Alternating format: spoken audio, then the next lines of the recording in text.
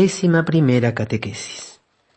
Vamos a continuar hoy examinando el Evangelio de Marcos. Vamos a desarrollar un poquitito más esta estructura, esta división teológica que podemos hacer del Evangelio, y luego vamos a extraer algunas de las características principales del mensaje, que por supuesto no es solo para los destinatarios originales, los miembros de la comunidad de Roma, los paganos convertidos al cristianismo, sino para todos nosotros.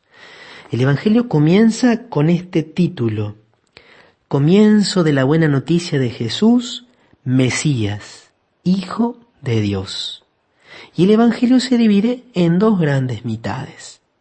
Hasta el capítulo 8 se va a demostrar que Jesús es el Mesías, es el ungido, el esperado por el pueblo de Israel. De hecho, en el capítulo 8 se da la profesión de fe de Pedro, en el versículo 29. Marcos 8:29 marca allí un antes y un después, se divide la vida de Jesús en esas dos mitades, según el Evangelio de Marcos, el ministerio de Jesús. Cuando Pedro, en nombre de los demás discípulos, lo confiesa como Mesías, Jesús comienza a caminar hacia Jerusalén. Y allí, en Jerusalén, se va a dar su pasión, su muerte y su resurrección. Y es en el momento de su muerte, el capítulo 15, versículo 39, cuando el centurión exclama: verdaderamente este hombre es Hijo de Dios. Por lo tanto, la primera parte, Jesús muestra a través de sus signos que es el Mesías. La segunda parte, a través de sus enseñanzas, de estas palabras dichas, especialmente este grupo pequeño de sus discípulos, a través de su pasión, de su muerte, del modo en el cual él entrega su vida y de su resurrección, se revela que es Hijo de Dios. Y esto lo confiesa, paradójicamente, el centurión que estaba allí al pie de la cruz. En la primera parte encontramos primero una introducción, los hechos preparatorios, que consisten fundamentalmente en la predicación de Juan el Bautista y su bautismo. Jesús también llevado al desierto. Los capítulos del 1 al 3 consisten en la revelación de Jesús y en la incomprensión de las autoridades religiosas del pueblo de Israel. Muy pronto aparece ya en el Evangelio de Marcos que estaban pensando cómo podían matarlos, estaban confabulando para darle muerte, tanto por las cosas que hacía, porque curaba en sábado, como también porque estaba con los pecadores. Jesús se va revelando y no solo es incomprendido por las autoridades religiosas del pueblo de Israel, también recibe la incomprensión de sus parientes y paisanos. Su visita a Nazaret no es muy positiva, no es bien recibido allí, y también Jesús va a experimentar una separación, una distancia de sus propios parientes, propiciada también por esta radicalidad de Jesús. De hecho, los parientes de Jesús pensaban que él había perdido el juicio. Nos dice por allí el Evangelio. Cuando lo van a buscar, Jesús va a decir también: ¿quiénes son mi madre y mis hermanos? Son los que hacen la voluntad de Dios. Jesús entonces predica a grandes multitudes, pero poco a poco su grupo se va volviendo más pequeño, hasta llegar a la finalización de esta primera sección del Evangelio, que se da en el capítulo 8, fuera de Galilea, en el norte, pero fuera de Galilea. Jesús que cura allí a la hija de la mujer cananea en Tiro y Sidón, y en Cesarea de Filipo, un lugar que quedaba, vamos a decirlo así, en el extranjero, Pedro profesa la fe: tú eres el Mesías. A partir de ese momento Jesús empieza a anunciar la pasión. Por 3 veces va a anunciar su pasión y su resurrección, y comienza a caminar hacia Jerusalén. La oposición a él es cada vez mayor, y el grupo que lo sigue va quedando reducido, ¿no? Aparecen las exigencias de seguirlo. Está, por supuesto, este texto tan conocido del joven rico, de este joven que ante la radicalidad de lo que le pedía Jesús, ¿no?, se va triste porque poseía muchos bienes.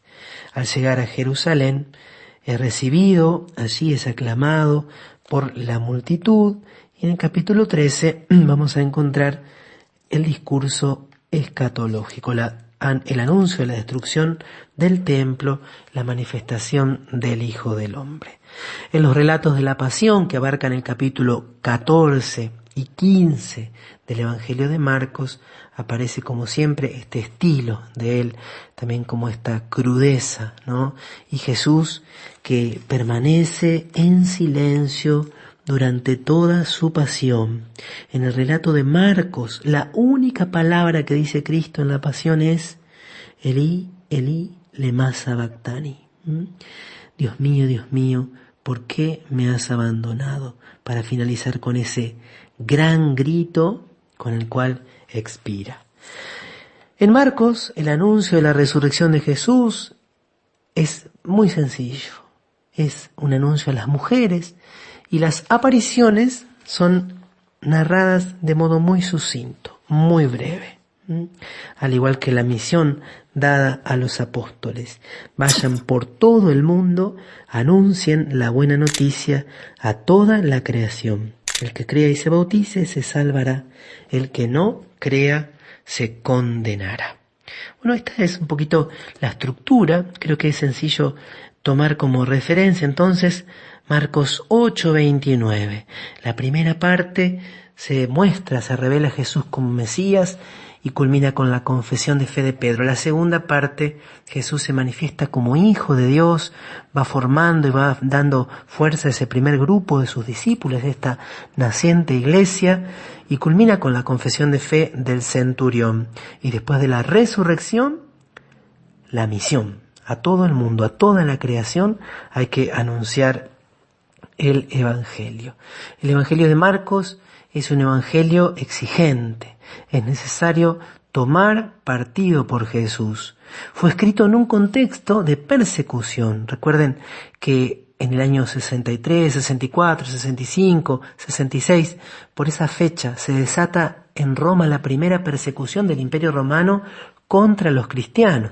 Los cristianos ya habían sido perseguidos en Jerusalén por las autoridades judías. Después de la muerte de Esteban tuvieron que dispersarse. Pero aquí ya es el poder imperial de Nerón que se abate contra ellos. Por eso la fe en Jesús es una opción total, una opción radical que abarca toda la vida. El mesianismo de Jesús es mesianismo doliente, por eso aparece mucho en el Evangelio de Marcos lo que se llama el secreto mesiánico. Jesús le dice, no digan nada que yo soy el Mesías. ¿Por qué? Porque Jesús no quiere que se confundan, no quieren que piensen que Él viene a ser un Mesías terrenal, un Mesías político, alguien que ha de liberar al pueblo del poder de Roma. No, Jesús viene a salvar a través del dolor, a través de la pasión. Es un camino hacia la cruz, un camino hacia Jerusalén y por la cruz llegar a la gloria. Por último, se destaca también la cercanía y el proceso que hace Jesús, el proceso de formación con los discípulos. Primero los llama, dice que Jesús subió al monte y los llamó a los que quiso para que estuvieran con Él y para enviarlos a predicar. Los manda primero a una primera misión donde les da poder y los va formando. En varios lugares los reta porque el Evangelio de Marcos no oculta para nada las imperfecciones de los discípulos. De hecho, va a relatar con mucha crudeza las 3 negaciones de San Pedro. Pero finalmente Jesús, después de la resurrección, los va a enviar. Bueno, un evangelio para los discípulos, un evangelio que nos hace mucho bien también en nuestro tiempo, en el cual los cristianos tenemos que ser radicales. No podemos ser mediocres, no podemos ser tibios, tenemos que optar por Cristo.